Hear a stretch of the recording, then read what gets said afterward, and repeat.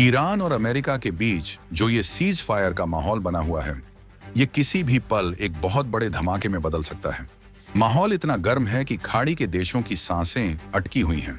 न तो ईरान अपनी जिद छोड़ने को तैयार है और न ही अमेरिका उस हॉर्मुज जलमरु मध्य यानी हॉर्मुज स्ट्रेट से अपनी नाकेबंदी हटाने का नाम ले रहा है। इसी खींचतान के बीच ईरान ने एक ऐसी चाल चल दी जो पूरी दुनिया की नजर में बेहद गलत थी। उसने संयुक्त अरब अमीरात यानी यूएई के फुजैरा पोर्ट पर 2 बार बहुत बड़े हमले किए। अब दुनिया को लग रहा था कि ये तो 2 देशों की आपसी रंजिश है, लेकिन इस बार ईरान की यह हरकत उसे बहुत भारी पड़ने वाली है। क्यों? क्योंकि इन हमलों के तुरंत बाद भारत जिस तरह से भड़का है, उसने पूरी दुनिया के होश उड़ा दिए हैं। भारत ने पहली बार ईरान को इतने कड़े शब्दों में और इतने गुस्से में मैसेज दिया है कि बीजिंग से लेकर वॉशिंगटन तक सब ये सोच रहे हैं कि आखिर भारत अचानक इतना आक्रामक कैसे हो गया। आखिर यूएई के साथ भारत का वो क्या कनेक्शन है जिसकी वजह से भारत अपनी पुरानी दोस्ती को दांव पर लगाकर इस तरह मैदान में उतर आया है। ईरान और अमेरिका की ये जो दुश्मनी है, ये दशकों पुरानी है, लेकिन 2026 की ये ताजा स्थिति सबसे ज्यादा डरावनी है। ईरान को लग रहा था कि वो यूएई को निशाना बनाकर अमेरिका को घुटनों पर ले आएगा, लेकिन उसे ये अंदाजा नहीं था कि उसके इस वार से दिल्ली का पारा 7वें आसमान पर पहुंच जाएगा। फुजैरा पोर्ट पर हुए इन हमलों के ठीक बाद भारत ने जिस तरह से यूएई का साथ दिया है, उसके पीछे की कहानी कोई मामूली डिप्लोमेसी नहीं है। इसके पीछे छिपे हैं भारत के वो बड़े रणनीतिक हित जो शायद आम जनता को पता भी नहीं होंगे। ईरान ने जहां हमला किया, वो जगह भारत के लिए कितनी कीमती है, ये जानकर आप दंग रह जाएंगे। क्या ये महज एक इत्तेफाक है कि इसी महीने प्रधानमंत्री नरेंद्र मोदी यूएई की एक बहुत बड़ी विजिट पर जा रहे हैं, या फिर इसके पीछे कोई बहुत बड़ा प्लान है जिसने सऊदी अरब और पाकिस्तान के रिश्तों में भी आग लगा दी है? आज की इस कहानी में हम उस हर एक पर्दे को उठाएंगे जो इस वक्त मिडिल ईस्ट की पॉलिटिक्स में सस्पेंस बनाए हुए हैं। फुजैरा पोर्ट को आज की तारीख में आप सिर्फ एक बंदरगाह समझने की गलती मत कीजिएगा। ये पोर्ट भारत के लिए हिंद महासागर और खाड़ी क्षेत्र में वो लाइफलाइन बन चुका है जिसके बिना भारत की तरक्की की गाड़ी थम सकती है। भारत का एक बहुत बड़ा तेल व्यापार इसी रास्ते से होकर गुजरता है। यहाँ भारतीय कंपनियों ने अरबों खरबों का निवेश किया हुआ है। सबसे बड़ी बात यह है कि यह फुजैरा पोर्ट उस हॉर्मुज स्ट्रेट के बाहर पड़ता है जहां ईरान अक्सर अपनी दादागिरी दिखाता है। अगर कभी ईरान ने हॉर्मुज का रास्ता बंद भी कर दिया तो फुजैरा ही वो दरवाजा है जिससे भारत का तेल और व्यापार सुरक्षित निकल सकता है। अब आप खुद सोचिए, अगर आपके घर के दरवाजे पर कोई हमला करे जिससे आपका दाना पानी रुक जाए, तो क्या आप शांत बैठेंगे? बिल्कुल नहीं। यही वजह है कि जब फुजैरा के आसपास आग लगी तो भारत ने इसे सिर्फ यूएई का मामला नहीं माना, बल्कि इसे अपनी एनर्जी सिक्योरिटी और नेशनल इंटरेस्ट पर सीधा हमला समझा।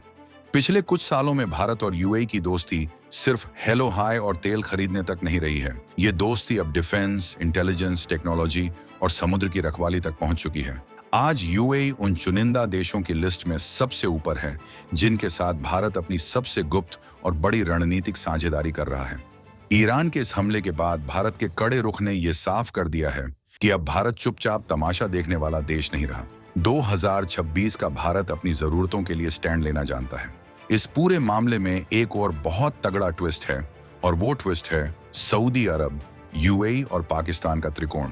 पिछले कुछ वक्त से आपने देखा होगा कि सऊदी अरब और पाकिस्तान के बीच नजदीकियां फिर से बढ़ रही हैं, लेकिन वहीं दूसरी तरफ यूएई और पाकिस्तान के रिश्तों में इतनी खटास आ गई है कि यूएई ने पाकिस्तान को किनारे लगाना शुरू कर दिया है। यूएई अब भारत के साथ कंधे से कंधा मिलाकर खड़ा है, फिर चाहे वो कश्मीर का मुद्दा हो या फिर व्यापार का। प्रधानमंत्री नरेंद्र मोदी ने जिस तरह से फुजैरा पोर्ट पर हुए हमलों की निंदा की, वो कोई साधारण बयान नहीं था।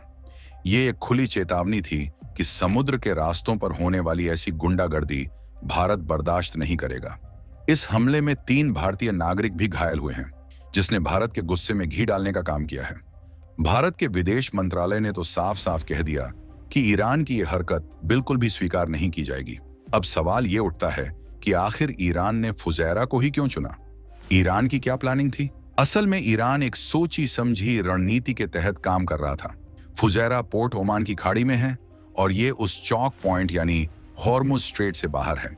यूएई ने अब सऊदी अरब के दबदबे वाले ओपेक से बाहर निकलने का मन बना लिया है। ऐसे में फुजैरा पोर्ट पूरी दुनिया की ऊर्जा की मांग को पूरा करने वाला सबसे बड़ा केंद्र बन सकता है। ईरान को यह बात हजम नहीं हो रही, क्योंकि वो चाहता है कि पूरी दुनिया उसके चंगुल में रहे। लेकिन यूएई का ये पोर्ट उसकी इस योजना के बीच में दीवार बनकर खड़ा हो गया है। हैरानी की बात तो यह है कि पिछले कुछ महीनों में ईरान ने इजराइल से भी ज्यादा मिसाइलें और ड्रोन यूएई की तरफ दागे हैं। आंकड़ों की बात करें तो यूएई को अब तक 549 बैलिस्टिक मिसाइलें, 29 क्रूज मिसाइलें और 2260 से ज्यादा ड्रोन हमलों का सामना करना पड़ा है। ये आंकड़े आपको चौंका देंगे, क्योंकि यूएई जैसे शांत और विकसित देश पर इतने हमले होना कोई छोटी बात नहीं है। ईरान को चिढ़ इस बात से है कि यूएई और इजराइल के रिश्ते मजबूत हो रहे हैं। साथ ही यूएई अपने यहाँ अमेरिकी सैन्य अड्डों को भी जगह देता है। लेकिन इन सब के ऊपर एक और बड़ी वजह है यूएई का तेजी से बढ़ता हुआ आर्थिक रुतबा। ईरान नहीं चाहता कि उसके पड़ोस में कोई ऐसा देश हो जो पूरी दुनिया के लिए व्यापार का सबसे बड़ा हब बन जाए। लेकिन ईरान की इस नफरत के बीच भारत और यूएई ने एक ऐसी चाल चल दी है जिसने पूरे क्षेत्र का नक्शा ही बदल दिया है। 19 जनवरी 2026 की वो तारीख याद रखिए, जब यूएई के राष्ट्रपति शेख मोहम्मद बिन जायद अल नाहयान अपने पूरे मंत्रिमंडल के साथ सिर्फ 3 घंटे के लिए भारत आए थे। आप सोच रहे होंगे कि सिर्फ 3 घंटे के लिए कोई राष्ट्रपति अपने पूरे कैबिनेट के साथ दूसरे देश क्यों जाएगा? तो सुनिए, ये 3 घंटे भारत और यूएई के आने वाले 100 साल तय करने वाले थे। इस छोटी सी यात्रा के दौरान दोनों देशों ने एक लेटर ऑफ इंटेंट यानी आशय पत्र पर साइन किए। ये कोई मामूली कागज का टुकड़ा नहीं था।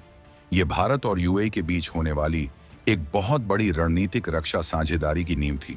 दोनों देशों ने तय किया है कि वो अगले 6 महीनों के अंदर एक ऐसा डिफेंस एग्रीमेंट करेंगे जो पूरी दुनिया को हैरान कर देगा। इसमें हथियारों का उत्पादन, नई टेक्नोलॉजी का इस्तेमाल, साइबर स्पेस की सुरक्षा और समुद्र में मिलकर पेट्रोलिंग करना शामिल है। भारत और यूएई की ये जो डिफेंस पार्टनरशिप होने जा रही है, इसने पाकिस्तान के खेमे में खलबली मचा दी है। पाकिस्तान हमेशा से सऊदी अरब के भरोसे रहता आया है और उसने हाल ही में सऊदी के साथ एक रक्षा समझौता भी किया है। लेकिन अब जब यूएई और सऊदी के बीच रिश्ते थोड़े तनावपूर्ण हुए तो पाकिस्तान बुरी तरह फंस गया। यूएई ने पाकिस्तान से अपना पुराना कर्ज वापस मांगना शुरू कर दिया है। हालत ये हो गई कि पाकिस्तान को यूएई का $3.45 बिलियन का बकाया चुकाने के लिए सऊदी अरब के सामने हाथ फैलाने पड़े और वहां से नया कर्ज लेना पड़ा। यूएई अब पाकिस्तानियों को अपने देश से बाहर निकाल रहा है और नए वीजा देने पर भी लगभग पाबंदी लगा दी है। ये साफ इशारा है कि यूएई अब पुराने रिश्तों को पीछे छोड़कर भारत जैसे मजबूत और भरोसेमंद पार्टनर की तरफ बढ़ चुका है। भारत के लिए यूएई का साथ देना सिर्फ दोस्ती नहीं, बल्कि मजबूरी भी है और जरूरत भी। हमारे लाखों लोग वहां काम करते हैं, हमारा अरबों का व्यापार वहां से जुड़ा है और हमारी आने वाली ऊर्जा सुरक्षा का चाबी भी कहीं ना कहीं यूएई के पास है। जब ईरान ने फुजैरा पर हमला किया तो उसने दरअसल भारत की उस चाबी को छीनने की कोशिश की थी। पीएम मोदी ने कूटनीति के मैदान में एक ऐसा मास्टर स्ट्रोक खेला है जिसने ईरान को यह बता दिया है कि अगर उसने यूएई को परेशान किया तो उसे भारत की नाराजगी झेलनी पड़ेगी। भारत अब सिर्फ अपनी सीमाओं तक सीमित नहीं है, उसकी ताकत अब 7 समंदर पार भी महसूस की जा रही है। सोचिए वो मंजर कैसा होगा जब भारतीय नौसेना और यूएई की सेना मिलकर खाड़ी के पानी में गश्त लगाएंगी। वो नजारा कैसा होगा जब भारत में बने हथियार यूएई की सुरक्षा करेंगे। ये 2026 का नया दौर है जहां भारत अपने दोस्तों के लिए ढाल बनकर खड़ा हो जाता है। ईरान ने जो आग लगाई थी उसे लगा था कि वो यूएई को डरा देगा, लेकिन उसे क्या पता था कि इस आग में जलकर उसकी अपनी ही कूटनीति खाक हो जाएगी। भारत ने साफ कह दिया है कि समुद्र में जहाजों का रास्ता कोई रोक नहीं सकता और जो रोकने की कोशिश करेगा उसे अंजाम भुगतने के लिए तैयार रहना चाहिए। ये पूरी कहानी सिर्फ एक हमले और एक निंदा की नहीं है। ये कहानी है भारत के बढ़ते हुए उस रुतबे की जिसने खाड़ी के देशों में हलचल मचा दी है। यूएई पर हुए हमले के बाद भारत का ये आक्रामक अंदाज बता रहा है कि आने वाले दिनों में कुछ बहुत बड़ा होने वाला है। पीएम मोदी की यूएई यात्रा इस आग को और हवा देने वाली है, लेकिन ये हवा भारत के पक्ष में बहेगी। पाकिस्तान इस वक्त किनारे पर बैठा सिर्फ आंसू बहा रहा है, क्योंकि उसके पैर के नीचे से जमीन खिसक चुकी है। न उसके पास पैसा बचा है और न ही वो पुराने दोस्त जो कभी उसकी हर गलती पर पर्दा डालते थे। भारत की ये जो नई डिफेंस डील है, ये पाकिस्तान के लिए एक बहुत बड़ा सबक है। जब आप अपनी जमीन पर सिर्फ अशांति पालते हैं तो दुनिया आपका साथ छोड़ देती है, और जब आप भारत की तरह विकास और विश्वास की राजनीति करते हैं तो दुनिया के सबसे अमीर देश भी आपके साथ 3 घंटे के लिए ही सही लेकिन दौड़े चले आते हैं। फुजैरा पोर्ट पर मची ये हलचल तो बस एक शुरुआत है।